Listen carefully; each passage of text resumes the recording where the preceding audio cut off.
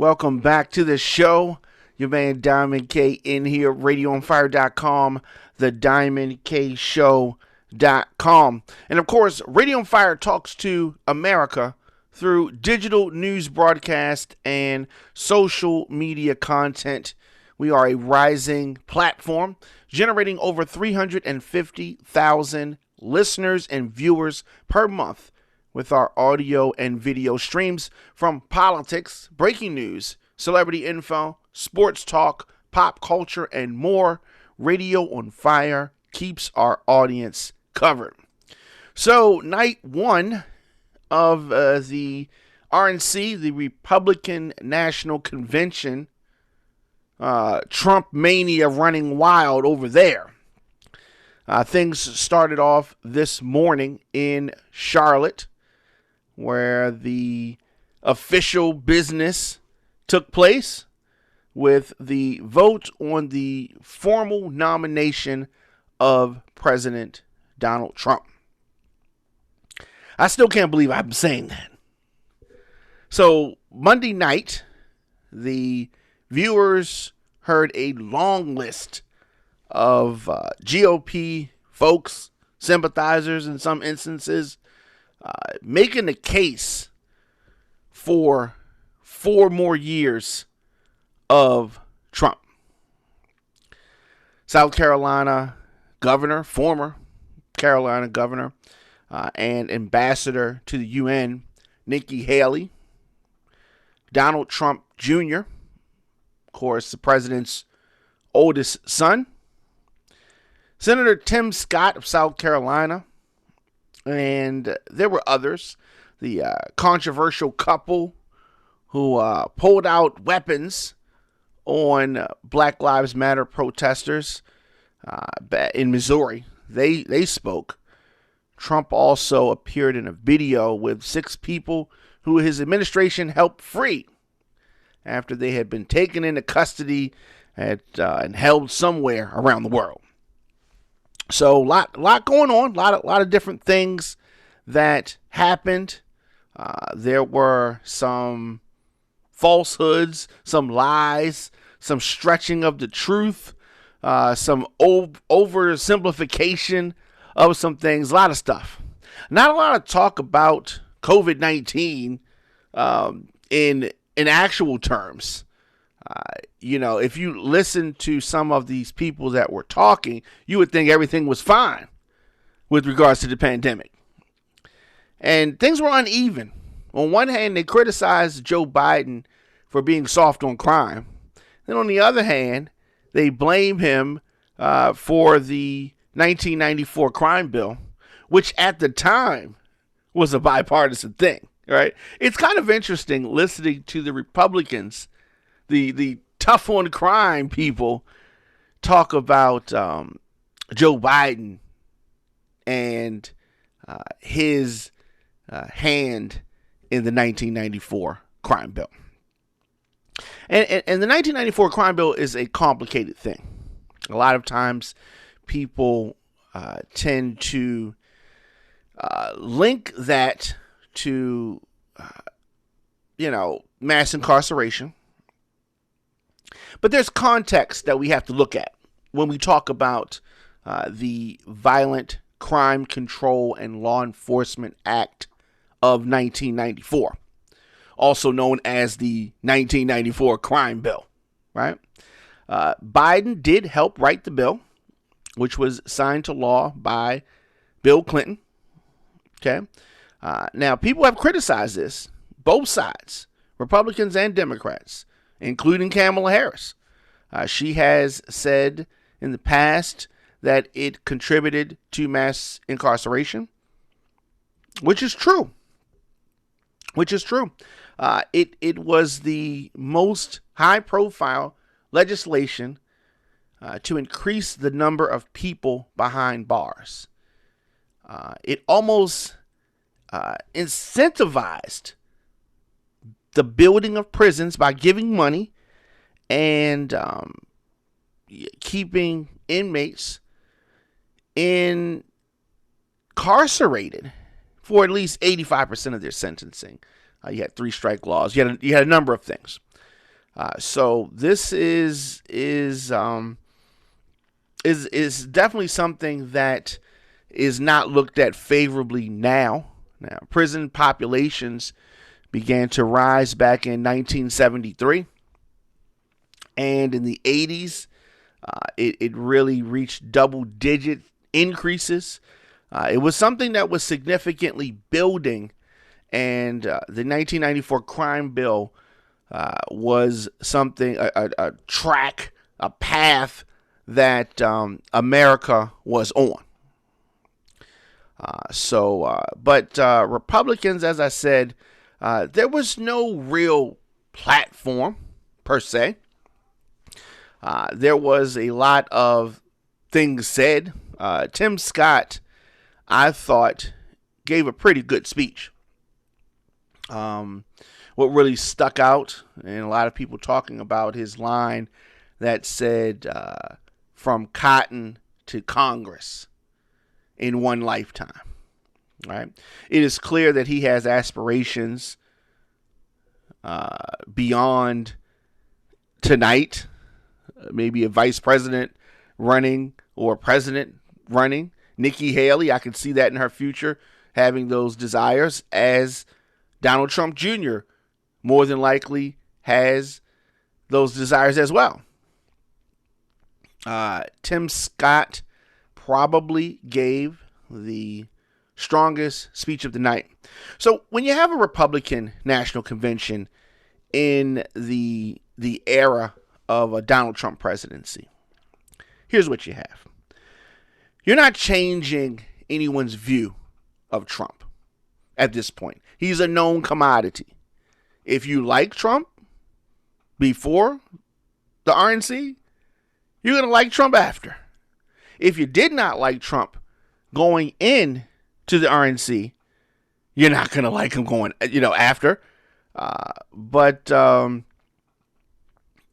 going to Tim Scott's speech, what he tried to do was tell his story, his aspirations, and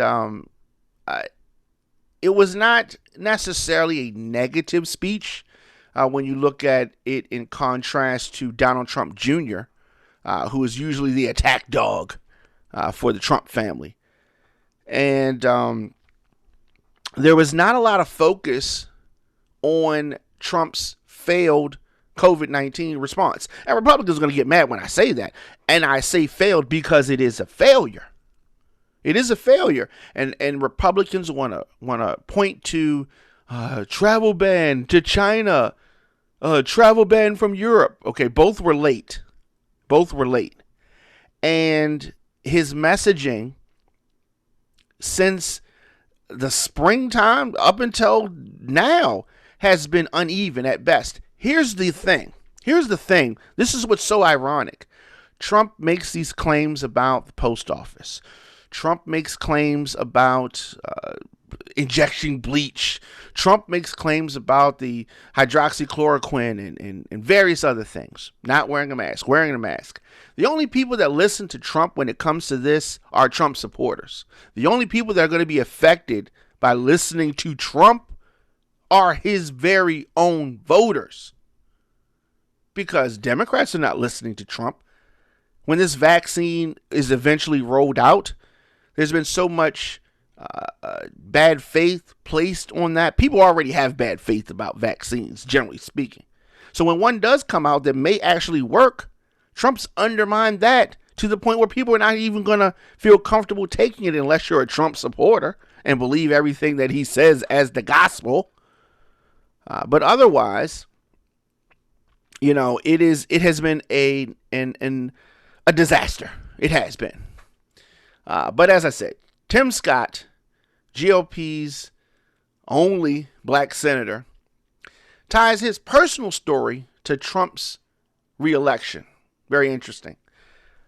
Do we want a society that breeds success or a culture that cancels everything, even slightly disagrees with? He said in his speech, which was notably different than the other speakers on the main stage. in that Trump was not the main focus. I think that he does have some credibility with some black people. Talk about Tim Scott, right? But Trump's path to reelection is bringing some moderates over to his side. That's going to be his path. I don't think that he's going to really, and also activating some white voters who don't normally vote. That's his path to reelection. Oh, and cheating, of course. But Tim Scott tried to deliver a speech and a pitch to black voters. Black voters who almost universally support Biden and the Democratic ticket. I see a lot of my colleagues asking about why black people support the Democrats overall. And here's the reason. The reason is that in the last few generations, the policies of both parties, when you've weighed them out, have been more effective in helping black people from the Democratic side than the Republican side. Now, does that mean that that's the way things are going to always be? No, because there was a time when that was not the case, and there was the Republican side. So it depends on who's in vogue for the party, who's got the ear of the party and controlling the direction of the party. So Republicans have been making a pitch through a lot of different things that you don't have to vote Democrat, right? And Tim Scott is one of those people who's trying to beckon black voters to the Republican Party. Scott, who is the first black senator from the South since Reconstruction. For people that don't know what that means, that is the post-Civil War time. Reconstruction. The country was destroyed, at least the South was destroyed, during the Civil War, and you had the period of rebuilding, which is referred to as Reconstruction. And Tim Scott said this: make no mistake, Joe Biden and Kamala Harris want a cultural revolution, a fundamentally different America. So it's interesting that Tim Scott said this. Listening to these speakers, you think that everything was fine. Racial justice, fine. COVID-19, fine. The economy's fine because Trump's doing everything right. Listening to these speakers day one.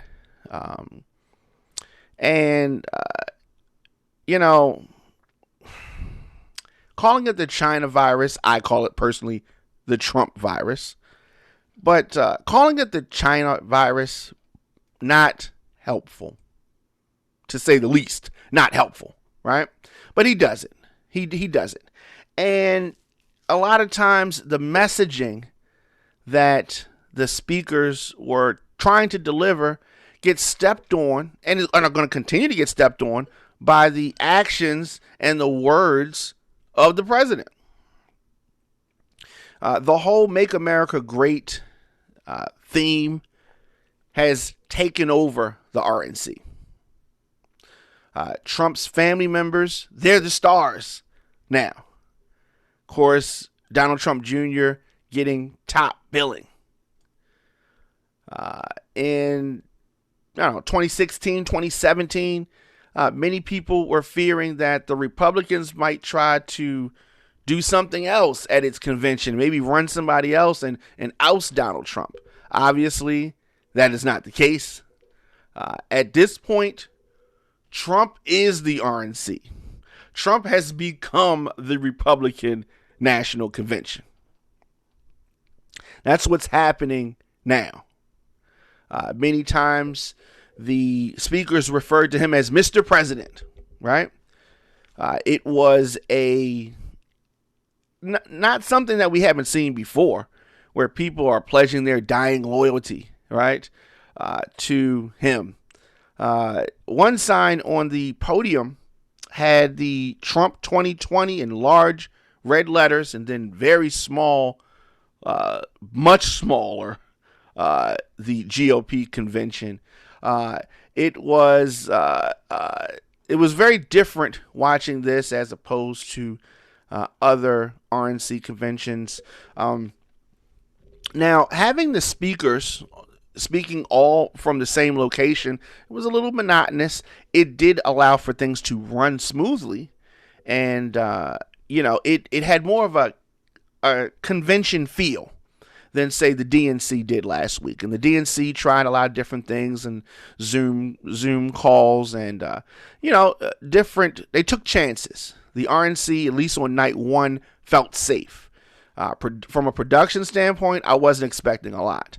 However, they did do a good job as it relates to smoothness in the way that things transitioned, and I'm interested to see whether they continue with that in subsequent nights. So Trump Jr., he was a little bit more contained than he normally is, and his rhetoric at times, let me say this. He's not a bad speaker, okay? He delivers a good speech if that's what you're into. I've seen some Republicans and Democrats that can't speak as well as he does. He speaks with confidence. He reads from the teleprompter well. But if you actually listen to the words that come out of his mouth, he said that freedom of expression used to be a liberal value, at least before the radical left took over. And you're going to often hear in these next few days Republicans continuously talking about the radical left, right? Like Bernie Sanders didn't win anything, right? AOC is a little small peon, right? The radical left has not taken over. Joe Biden is a lot of things, and radical left ain't one of them, right? But they're going to say that, and Republicans often talked about fear-mongering. People saying, ooh, got to be scared of Trump.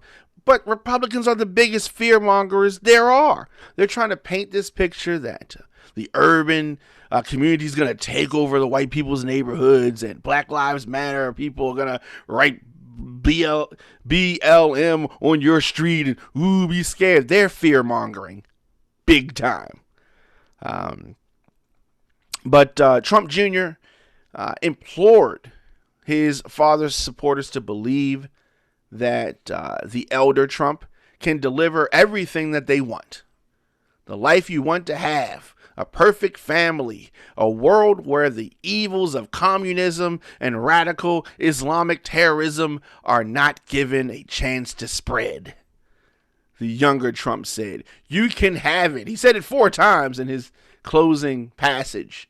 And while we did not have an audience, obviously, I could just see Trump supporters in their homes like, yeah, we can have it. Yeah. At this point, Team Trump, their anger and fear messaging has not helped the president. He's still behind in the polls. He's still way behind in the polls, okay? Last incumbent that was this far behind in the polls was the senior George Bush. And what happened to him? He got that ass spanked by Bill Clinton. So we definitely, if history is any, well, let's say this, the senior George Bush did not have the level of and the track record of cheating to this degree, because he definitely did some cheating. Bush, he did not have this in his background, and Trump has a lot of, pardon the pun, Trump cards left to play, and they're all dirty cards. Trump's entire convention, night one and the nights to come, are going to mainly be targeted towards a specific group of voters. A specific group. Now, the more excited they are and the greater numbers in which they turn out increase his chance for re-election. And that is what they are relying on. That is what they're relying on. So they're going to sell what they have to sell, and they're trying to get their supporters to really spread the word and come out big time in support of the president. So I'm looking forward to see how this goes. How this goes, will they continue to have speakers from one place? That remains to be seen. Nikki Haley, who said in her infinite wisdom that America is not a racist country. It's ironic listening to a white woman say that. But she said it nonetheless, and that was not even the only lie told on stage tonight. But we're going to hear many more lies, because that's what you have to do in order to be a Trump supporter. When you have an economy in the shape that it is now, when you have close to 180,000 Americans dead, the worst death rate that there is in the world, when you have that and you're trying to support that guy, you have to lie, because the truth is just not going to do. Let me know your thoughts in the comments section. Instagram, Facebook, Twitter, LinkedIn, TikTok, at The Don McKay Show, at Radio on Fire. We're going to be talking about this for the next few days as the RNC 2020, the Trumpfest, as I'm calling it, Trump mania, continues to run wild with the people that are supporting him. Of course, you can advertise your message with our engaged audience of over 350,000 listeners and viewers per month. RadioOnFire.com/advertise is where you go to get started. Of course, follow me, The Don McKay Show, on Spotify or your favorite podcast network. New shows drop daily. RadioOnFire.com, The Don McKay Show.com, and of course, you can support the program via Cash App, $DJ Don McKay. And of course, your donations help us continue to do what we do here on the Don McKay Show, and that is to bring you independent news and progressive opinion on politics, social issues, and entertainment. For booking info, media requests, contact me, DJ Don McKay, at gmail.com. And until next time, if you see it, then you can be it. It is all about having vision. My name is Don McKay. Salute to you. Thanks for listening. Thanks for tuning in. Thanks for watching. I will see you guys tomorrow.